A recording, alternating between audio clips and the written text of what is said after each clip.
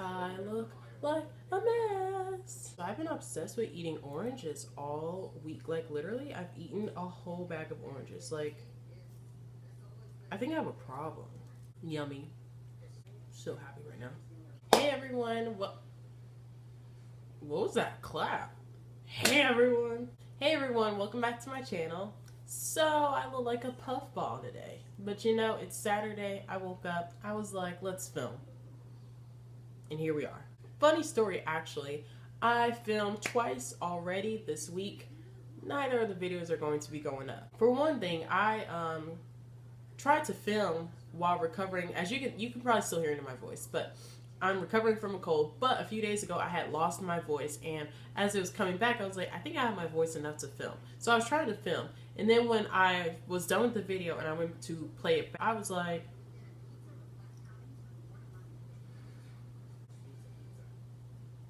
I sound like a 12-year-old boy going through puberty. That was not okay. So I trashed the entire video and I was like, I'll just wait to film when my voice is 100% back. So I'm still a little tiny bit congested, but for the most part, I can talk. I mean, New Year's Day, I literally had no voice. Like, I could whisper and that was louder than my actual voice. It was crazy because that was supposed to be my favorites of 2017 video, which I'm not sure if I still want to do. I probably will still do it. I'm not really sure. It's just I really wanted to get it up like a few days after New Year's, since it was like about last year. I didn't want to carry that video too far into 2018 because I really just want to start fresh with 2018 stuff. I didn't want to, you know, talk about 2017 products, you know, in February. So I was really pressing to get it done and it just didn't sound good. My voice just sounded awful. So I'm not sure if I'll still do that video. I might. I just hate it because that was a really good video too. It's just my voice sounded like trash. Just go ahead and jump into it. I have no game plan in action. I'm just gonna kind of go for it. Yeah. Okay, so I'm going to start off with priming my face with two primers. The first primer I'm going to use is the Nivea Men's Post Shave Balm in Sensitive. And Nikki Tutorials, as I told you guys in a review video that I did about this primer, she was the one that kind of put that on the map to beauty experts and enthusiasts around the world. And the reason why she's a big fan of this is because she has dry skin, and it's like a moisturizing primer, but it dries down kind of tacky, so your foundation, like, it's like an what's the word I look for, like an adhesive for foundation. So now my face is pretty much tacky. Okay, now I'm going to use my Model's Own Face Space Mattifying Primer. I'm going to put just a little bit of that in the T-zone. And the reason I like that primer is because it is a silicone-based primer, and I'm always into silicone-based primers because I have pores the size of a strawberry seed. You know, like the seeds that are outside the strawberries. You know how a strawberry looks? That's how my pores look. So this helps minimize my pores, and it kind of puts another barrier between my skin and the makeup. So I'm going to take my Makeup Revolution Luxury Baking Powder in Terracotta, and I'm just going to put a little bit of that in this little cap that I have, to take a damp beauty sponge, and I'm just going to coat my face in the powder. Got this powder before foundation trick from Jackie Aina, and if you guys watch her channel, you know exactly what I'm talking about and why I do this. Yes, it is something that I kind of picked up a few months ago. I always watched her videos, and I used to do this technique a long time ago, but I think what happened was I just wasn't using a powder that was good enough, because I would use like a really, ooh, I almost spilled all my powder. I would use like a really neutral undertone powder, so my foundation would look a little bit ashy. And so I was always like, this doesn't work for me, this method doesn't work for me, it just works for Jackie, oh well. But now that I found the Terracotta powder by Makeup Revolution, which is so orange and so golden and really complements my skin really well and sits under my foundation so beautifully, now the method works. So I look orange right now, but it's gonna all come together once I do foundation and all that. But I really like this technique because it really has mattified my face to a whole new level. Like, even though I use mattifying primers and everything, this is just that extra level of protection. I look like a Cheeto. Alright, I'm going to use my e.l.f. powder brush actually to do my foundation today. And I'm going to use my Rimmel Stay Matte foundation in Warm Caramel. Everyone knows Fit Me by Maybelline is my stuff. I live and breathe by that foundation. But Rimmel is coming for that crown as far as my top foundation. It's coming for that crown. I really love, actually have always used Rimmel foundation, but I always use the beige color actually for an eyeshadow primer. I use the Rimmel foundation in my actual skin color for face foundation because, you know, I just was always a Fit Me girl. And I loved the thickness of this foundation and how pigmented it was. And it would just smooth and dry down so pretty. It would make my eyeshadow just look so good. So that's always what I use it for, to the point where I just never even associated it with something that I could possibly like use on my face as a real foundation. What ended up happening was not too long after Christmas, I think like the day before New Year's Eve, or maybe 2-3 days before New Year's Eve, I actually ended up going to Ulta just to do some post-holiday shopping. And I looked at it and I was like, it's in my shade. I think that was the other thing. I've never found the Rimmel foundation in my shade. I don't even know if I bothered to look that hard ever, but I was just kind of looking and I was like, Warm Caramel looks like it'll be my shade, so I should give it a shot. So I purchased it and used it, and I don't know why I was surprised at how good it worked, because as an eyeshadow primer, which is what I used it for, it dried down matte, it dried down smooth, it stayed on all day, it was long wearing, it was lightweight. Of course it's going to be a bomb foundation. That's what it actually is. It's a foundation. I was kind of blown away, but I kind of wasn't. I was like, I like this. I like this a lot. It's so affordable. In fact, I think it's like a whole $1 cheaper than Fit Me. And Fit Me is affordable. Like, Fit Me is like $4, $6. I got this one for like $4.99 from Ulta, and I was sold. This is just one layer, completely blended out. Wow, I got some in my hair. Wow. But it blends out so nicely. And I mean, this is just one layer of foundation, blended out really well. I've been in love with it. I love it. So moving right along to concealer, I'm using my Maybelline Fit Me concealer in shade 25, also known as medium. Now, one thing about this concealer that I love, that I'm starting to question actually, is what makes this medium. You know, this is pretty light for my skin tone, which is why, you know, I use it as a highlight concealer. But I'm not that dark, and this is supposedly medium. So it's just kind of like, what? Like, I feel like if it's going to be a medium concealer, just a medium concealer, it's going to be my skin color, because, you know, I'm not that dark, not that light either, but I just feel like you gotta be closer to my skin tone as far as actual coloring if you're going to call yourself medium. But, you know, that's neither here nor there. You know, I'm not on the Maybelline board. I don't do that stuff. Jackie Aina has just really, you know, been a pioneer in speaking up about shade range and different things. And it just made me think about the fact that, you know, certain things are called certain colors when it's so inaccurate. Like, what is this medium for? Like, skin color is this going to be medium for? And it's so funny because the deep concealer in this line, 30, actually matches my skin tone perfectly. And I'm just like, I'm the farthest thing from a deep skin tone. Like, I'm not dark. I'm still not dark. So why is this called medium concealer when it's not even medium? Like, what's it medium for? Who's the medium? Like, what? I'm just confused. I really applaud Jackie Aina on stepping out and speaking on things like this, like shade range and stuff, because I mean, it opens the door for conversation, and you just have to wonder. And it's certain things that I always did wonder but just never spoke on, but Jackie's been doing it, and I just, you know, it made me just really start thinking and looking back on some things that I own and like what they're called, like when they're called dark, like when I own certain things and they're like called like deep dark, and I'm just like, in my community, I'm considered on the lighter end of the spectrum. Like, not light skin, but I'm lighter, okay? It's weird things like that. I got off on the soapbox. But, you know, it just made me think about that. I don't know, just reading that out loud made me think about the fact that That concealer is called medium, and I'm not really sure why. Anyways, on a positive note, it blends out so well. I love the Fit Me concealer. I've always loved Fit Me concealer. It's been my favorite concealer for years. It just blends so well. It's so lightweight. I've seen Jackie Aina, to keep going back to her, actually talk about how she didn't like it because it was kind of watery. And it is. It's a thinner, more watery consistency. But in my case, it works. I do like thicker concealers, but sometimes I really just kind of want to stick to a more lightweight concealer and then just build up the powders and things from there to kind of really brighten my under eye. So I'm taking my Makeup Revolution banana powder and I'm mixing it with a tiny bit more of my terracotta powder, and in combination with each other, it makes a really good under eye color. It makes a really good under eye powder to set my face.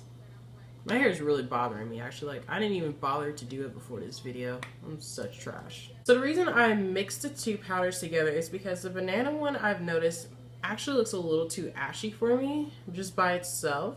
And the terracotta is just very, very, very orange, which sometimes isn't a bad thing, but sometimes I want it to be a little lighter. So I just combined the two powders, and it ended up being like the perfect under eye powder for me. So I'm going to put a little extra under my eyes because I will definitely be doing eyeshadow in a minute. So for a minute, I fell off the contour bandwagon. I don't even know if it's a bandwagon. I just kind of stopped contouring. But the point is, I kind of got back into it just a tiny bit. So I'm going to contour just a little. So first I'm just going to kind of sketch out where to place it. I love a brush like this because I can really like fit it under my cheekbones and kind of get like a really good accurate like line of where my contour should go. Jawline. Always gotta do jawline. If I'm gonna contour, I'm contouring my jawline because it's just not that prominent. I don't have a strong jawline, and I always wish I had a strong jawline. Like, people with a strong jawline, I just think it's a facial feature that's just so pretty. I wish I had a strong jawline. My hair definitely looks like a garbage can. I'm just so distracted by how awful my hair looks right now. Okay, so I'm just going to blend it out with the brush that I originally used for my foundation. Now I'm going to take my powder brush and my finishing powder, and I'm just going to kind of carve out under my contour with it. Okay, so I purposely do a kind of a light contour. Like, I blend out really, really well so it doesn't look like I contoured my face. It just looks like I naturally have that shadowy look. Sometimes I do a really dramatic contour, I'm not even gonna lie, but I just don't feel like that's not really necessary today. All right, so I'm just gonna bronze my face with my NYX matte bronzer. Oh, my contour that I used actually was also NYX. It was the NYX Gotcha Cover concealer. It's waterproof and it's in shade Ebony. I'm actually pretty much almost out of this, but it is my favorite thing to contour with. This is the color, by the way. I'm just going to take a really flat, thin brush, and I'm just going to carve out my bronzer. And yes, I just did this with my concealer, but I do blend out my concealer. Like, I carve it and then blend it out really, really well. And then I do bronzer and carve it like a lot sharper than that. I look funny. On to the fun stuff. Brows. I've kind of switched up my method on how I do my brows recently, just because I haven't bought my typical pencil that I use, and that's just out of pure laziness. Definitely could have bought one. I just haven't. So I've been switching it up, and honestly my brows look really, really good the way I've been doing them. I try not to use concealer to clean up my brows. I feel like I get too reliant on concealer, and instead of just doing my brows and hoping they look good without concealer. So I haven't really been using concealer all the time. Okay, so I'm going to use my Makeup Revolution Brow Pomade in Chocolate.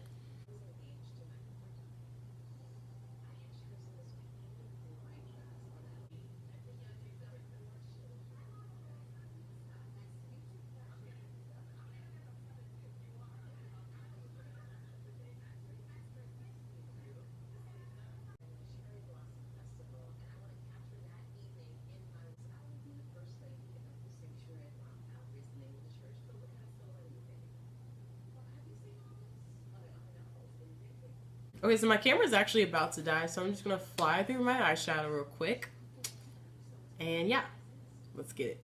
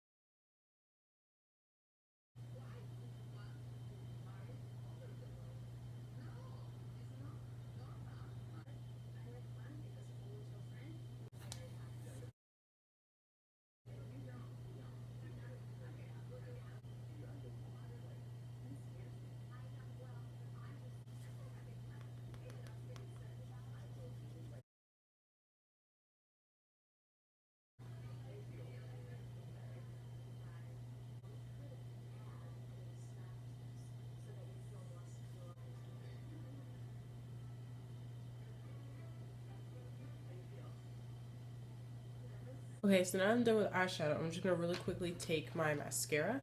I'm just gonna take this Hypnose Drama mascara by Lancome, and I'm gonna use that today. So now I'm gonna dust this powder away.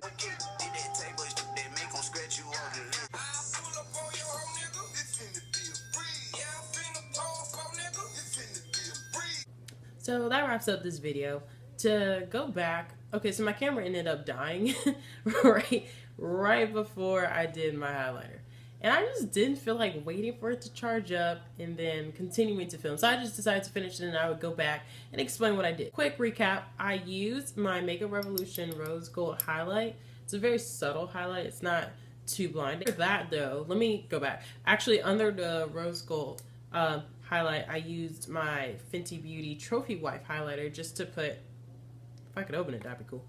Just to put a little of that yellow gold, like that really blinding yellow gold underneath it, so that this more subtle rose gold can stand out a little more. Then I just blended it out really well because I just didn't want an overly blinding highlight today, and that's also what's on my brow. I have a little bit more Trophy Wife on my brows, that's why it's more gold than here. I like that dual color looking thing that I always create. That's just kind of been my thing, layering my highlights has been my thing lately. On my lips I have ColourPop Strut, which is a matte lippy. I'm trying to think, what else did I miss that needs to be mentioned here? My mascara, like I said, was the Lancome, the dramatic one. It's actually some sample that my grandma, I think, gave me, or my mom. I'm not really sure who gave it to me. But I like it a lot, actually. It makes my lashes look really long and full. I just didn't feel like doing a wing and lashes. I just didn't feel like doing any of that today. I'm still trying to get into the lash thing. You know, I've been exploring some really nice lashes that look really cool. I like them. I just don't like wearing lashes. I'm weird about that. But it's okay. I'll get there. I'll get there. Maybe. I think that is all that may have been missed that I felt like I need to mention. Oh, and then I just kind of braided my hair and put a hat on because, yeah. Oh, also my highlights on my nose. I have the rose gold highlight on my nose. Let me just show you real quick. Going back to this, I know it seems like I can't get off of this highlight, but dang, I already got the container messy. I'm just really bad at keeping containers clean. This is a drop form. It has a dropper, so that's the, well, I just poured all of it out of the dropper. But yeah, so it's like a little dropper, and it's a liquid, and it blends out beautifully. Like, it does not, it's very buildable, but it blends out very sheer, so you can build it up. That's why I don't have a lot on, because I kind of like the sheer highlight.